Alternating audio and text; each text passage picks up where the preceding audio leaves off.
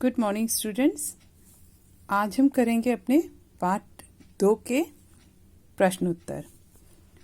पहले मौखिक प्रश्न करेंगे, उसके बाद हम लिखित प्रश्न उत्तर करेंगे।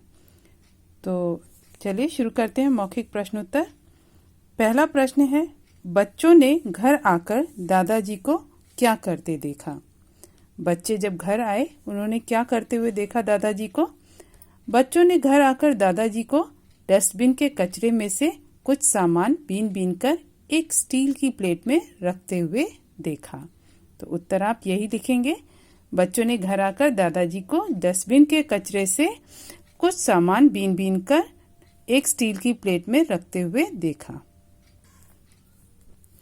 अब है दूसरा प्रश्न, दादाजी ने पुराने कागजों का क्या उपयोग किया। जो फटे पुराने कागज थे उनका क्या उपयोग किया था। उसे कैंची से काटकर चौकोर आकार देकर उन कागजों की छोटी छोटी कॉपियां बनाई थी, है ना।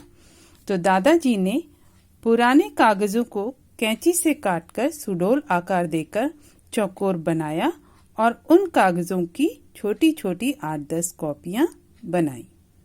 ठीक। अगला प्रश्न देखिए, दादाजी ने झोपड़पट्टी में जाकर क्या किया। तो दादाजी ने झोपड़पट्टी में जाकर क्या किया।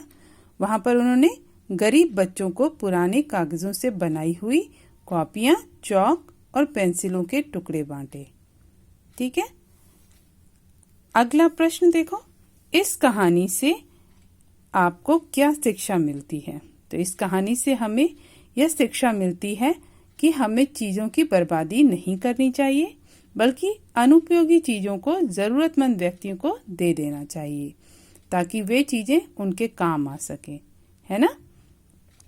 तो चलिए अब हम करते हैं अपने लिखित प्रश्न उत्तर। लिखित प्रश्न उत्तर। पहला प्रश्न है, रोहन और हेमा ने घर में प्रवेश करते ही क्या देखा। अब रोहन और हेमा जब घर आए तो उन्होंने देखा कि बाहर आंगन में एक चटाई पर दादाजी बैठे हैं और किसी काम में लगे हुए हैं। तो आप लोग लिखेंगे, रोहन और हेमा ने घर में प्रवेश करते ही देखा कि बाहर के आंगन में एक चटाई पर दादाजी बैठे हैं और वे किसी काम में लगे हुए हैं।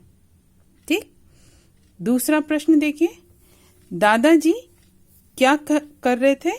दादाजी डस्टबिन के कचरे में से ऑलपिन, पुरानी कॉपियों के फटे पन्ने तथा स्टेपलर पिन के बचे हुए टुकड़े बीन बीन कर एक स्टील की प्लेट में रख रहे थे। ठीक है ना। अब तीसरा देखिए प्रश्न, बच्चों ने दादाजी की जासूसी करने की क्यों ठानी। तो बच्चों ने दादाजी की जासूसी करने के लिए क्यों ठानी थी, क्योंकि वो जानना चाहते थे कि जो दादाजी ने डस्टबिन से सामान निकाला है, ये फटे पेपर, स्टेपलर पिन, इन सब का दादाजी करेंगे क्या, है ना। तो आप लिखेंगे, बच्चों ने दादाजी की जासूसी करने की इसलिए ठानी क्योंकि वे जानना चाहते थे कि दादाजी डस्टबिन से निकाले गए पन्नों और स्टेपलर पिन का क्या करेंगे। ठीक है ना। अब अगला देखिए, दादाजी का पीछा करके बच्चों ने क्या देखा। तो दादाजी का पीछा करके बच्चों ने देखा कि दादाजी झोपड़पट्टियों के गरीब बच्चों को छोटी छोटी कॉपियां, चौक और पेंसिलों के टुकड़े वितरित कर रहे हैं। वितरित मतलब बांट रहे हैं। ठीक है। तो इस तरह से आप अपनी कॉपी में मौखिक और लिखित प्रश्न उत्तर लिखेंगे। पाठ का नाम डालेंगे, यहाँ मौखिक प्रश्न इस तरह से लिखेंगे और फिर दूसरा होगा आपका लिखित प्रश्न उत्तर।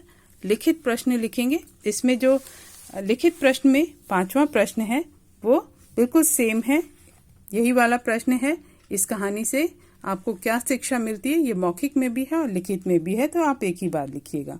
ठीक है। चाहे मौखिक में लिखिए चाहे लिखित में यहाँ पर लिखिए।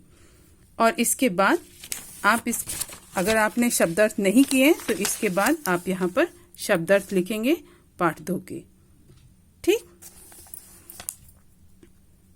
तो आज आपका ये पाठ 2 यहीं पे समाप्त हुआ, कंप्लीट हो गया आपका ये पाठ। अब अगली वीडियो में हम व्याकरण शुरू करेंगे। ठीक है। तो जो भी कार्य आपको दिया गया है, चाहे वो बुक के लिए चाहे वो कॉपी के लिए, उसे अच्छे से करिए, पढ़िए और याद कीजिए। ये सारा कार्य आपको अपनी बुक में ही करना है, केवल प्रश्न उत्तर जो है वो कॉपी में लिखना है। ठीक है।